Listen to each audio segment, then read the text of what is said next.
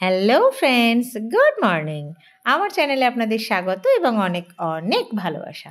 এই দেখুন, আমরা বেরিয়ে পড়েছি হোটেল থেকে আবার বেড়াতে, আবার কোনো এক নতুন জায়গায়। আমাদের হোটেল ছিল বীরভিলা।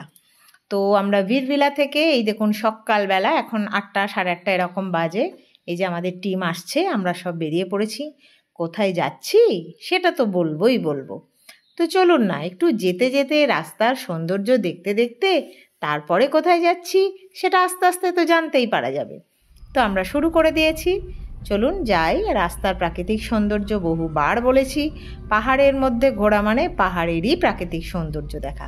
তবে আজকে মনটা আর একটু বেশি রকম উচ্ছ্বসিত। ওই যে দেখা যাচ্ছে, একদম মনে হচ্ছে রূপোর চাদর বিছিয়ে দেওয়া হয়েছে, তাই না? ঠিক অবশ্য রূপও না, মনে হচ্ছে হীরের ঝলকানি একটা। কি সুন্দর লাগছে, সাদা বরফে ঢাকা। হ্যাঁ, ঠিক বলেছেন। আমরা এবার যাচ্ছি শিশু। তো শিশু যেতে যেতে এই যে প্রাকৃতিক সৌন্দর্য দেখছি আর আপনাদের সাথে শেয়ার করছি। আপনাদের মনে হতেই পারে যে একই সৌন্দর্য কতবার করে শেয়ার হচ্ছে রে বাবা, সেই তো পাহাড়। কিন্তু না, আমার জানেন যে রাস্তা দিয়ে যখন যাচ্ছি মনে হচ্ছে সেটাই যেন নতুন দেখছি।